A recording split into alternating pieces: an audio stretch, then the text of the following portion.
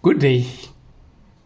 Now, since I don't have time to be in Parliament where I can be able to ask questions to the lawmakers or the parliamentarians of a country, allow me to take this opportunity through my YouTube channel or my video channel to ask a few questions to the parliamentarians with regard to the appointment or the restoration of kingships with reference to the current ongoing processes of restoration of the Vatsonga or Vatsonga Machangana Kingship. We have been having a situation where there are a number of houses, traditional houses or dynasties, if you like, that are laying their claims for the throne of the Vatsonga Kingship. There's nothing wrong with that.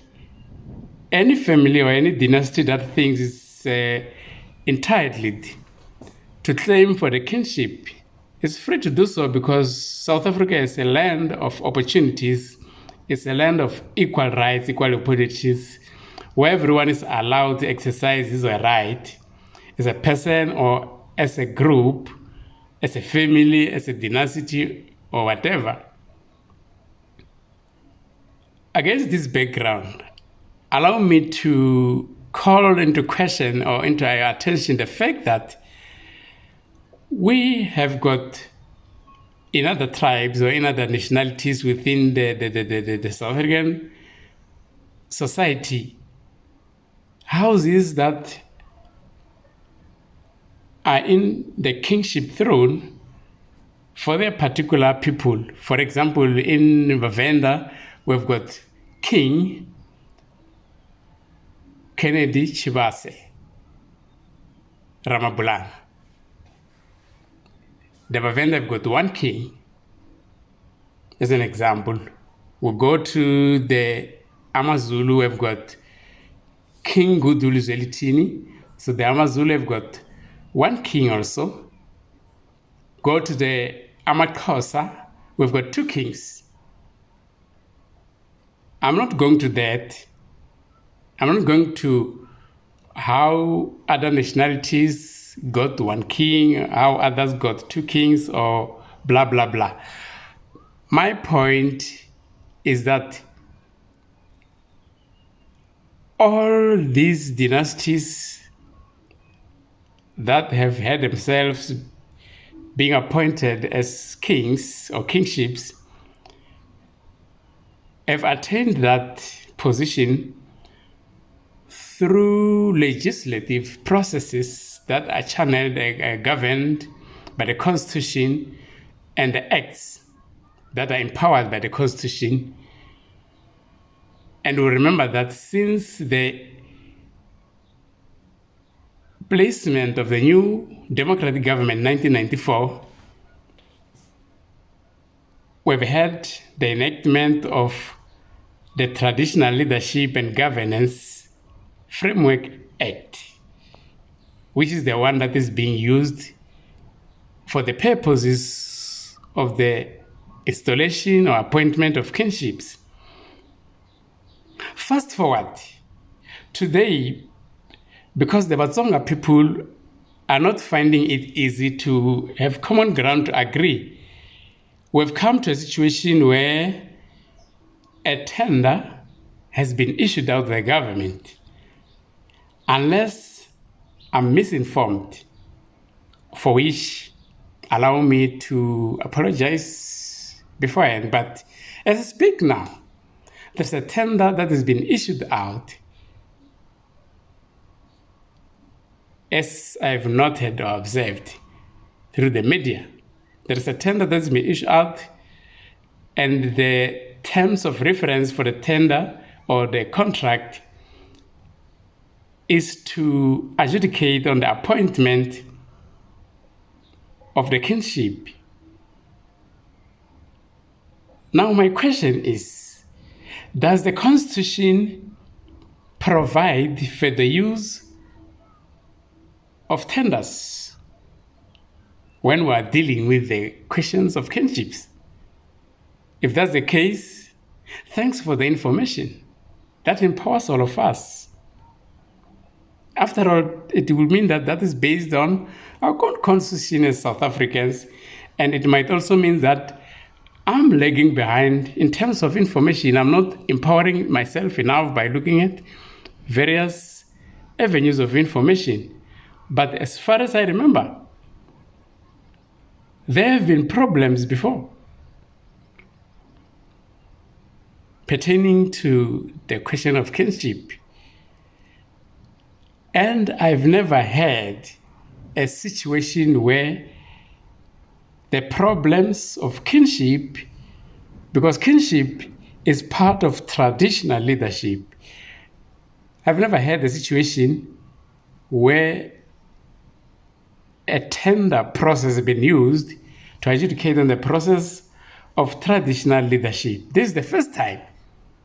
So, this being the case, it means only two things as far as I understand. One, it means that the Vatsonga people are being honored to such an extent that because their situation cannot be adjudicated, cannot be solved through the normal sessions, the normal discussion processes as guided by the Act. So the government has seen it proper to appoint not a panel this time, but a tender,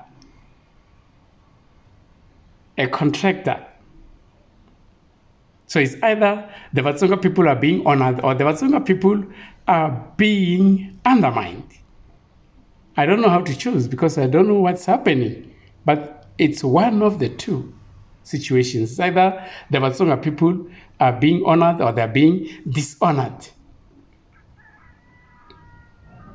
I will ask any one of you who understand this better to give your views here, to say, is this proper for such an important area to be decided using a tender process? I don't hate tenders, but tenders, and by extension, tenderers themselves or contractors, are people who can either be subjective or objective. Because that tenderer is a business person, first of all. And a business person can be influenced by people who are directly involved in his or her appointment as the successful business person to deal with that process. So let me give you an example. If a tender, for example, is 4 million rand to process this issue, a hand can come overboard and say, on top of this 4 million, we can give you an incentive of a further 2 million if you use that position that we have offered you to take this direction and reach this kind of an outcome. Manipulation, if you understand. A panel can be manipulated, but it's less penetrable because it consists of more than two diverse minds. But a tenderer is one person who can easily be manipulated. But I'm not saying let us give our mistrust to the tender process, but what I'm saying is that by appointing a tenderer, a situation is set up where all other important matters, including the issues of traditional leadership, can be adjudicated through the tender process. And now, let me call to question let me call to attention your mind on the fact that today in South Africa, we are where we are with all these commissions of inquiries because there is corruption. And much of the corruption, more than 70% of the corruption that is engulfing South Africa, can be traced to the tendering system. And now we're adding another issue. Within the hole or within the jaws of the crocodile that has been bedeviling our society for some time. So what are we doing? What are we doing? Have we exhausted all other avenues so that we can say, no, this is the only option available. This is the last option. No. We can still work out this issue without tender. Tender is a monster. It has been proven to be a monster because everyone can dip his or her fingers into the tender bucket to take out the honey and feed him or herself. Subjective. If there is one system that promotes more subjectivity, more biasness, more hideousness, that's a tender system rather than the panel system. And if the department that is in charge with traditional leadership resorts to the tendering system, then allow me to say that department or that section of the department is failing in its duty. It should relegate or delegate this issue to another structure that can deal with it in a more able manner, in a more competitive manner. We have got kingships that have been installed that are working now. None of them has gone through the tender system. We have had problems with some of the kingships, and none of the problems have been solved through the tender system. Now tell me why now? If this discussion is able to reach Parliament, that's what I want, so that even the people in Parliament themselves, the people who are in charge, can respond to this query.